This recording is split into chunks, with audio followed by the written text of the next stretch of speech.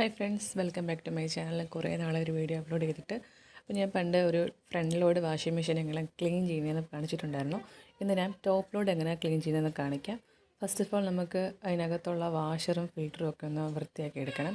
പിന്നെ അത് ഡിറ്റർജൻറ്റ് ഇടുന്ന ഭാഗം അത് നമുക്ക് ഇളക്കിയെടുത്ത് കഴുകാൻ പറ്റും. അതെങ്ങനെ ഞാൻ ഈ വീഡിയോയിൽ കാണിച്ചു തരാം. അപ്പോൾ നമ്മൾ ആദ്യമായിട്ട് ഒരു തുണിയൊക്കെ വെച്ചിട്ട് ഇതിൻ്റെ സൈഡും ആ വാഷറിൻ്റെ ഭാഗത്ത് പൊടിയൊക്കെ ഉണ്ടെങ്കിൽ തുടച്ച് കളയുക.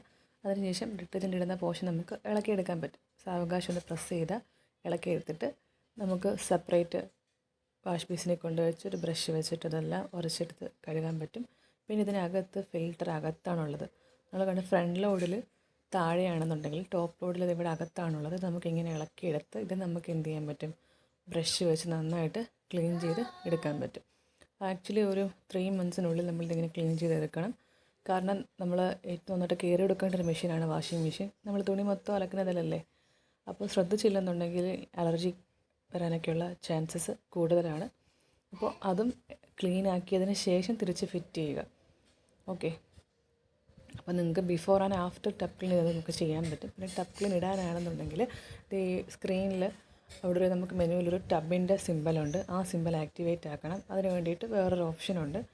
ആ ഓപ്ഷൻ ഞാനിപ്പോൾ കാണിച്ചു തരാം. ഇത് നമ്മൾ ബട്ടൺ ഓപ്ഷനിൽ ഓണാക്കിയതിന് ശേഷം കണ്ടല്ലേ, അതിൻ്റെ താഴെ ടബ് ക്ലീനിങ് എന്നൊരു ഓപ്ഷൻ ഓൾറെഡി ഉണ്ട്.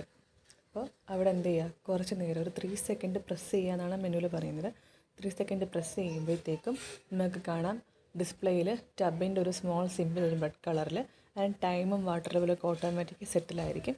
അത് വെച്ചിട്ട് നമുക്ക് എന്ത് ചെയ്യാം, ടബ് ക്ലീൻ ചെയ്യാം.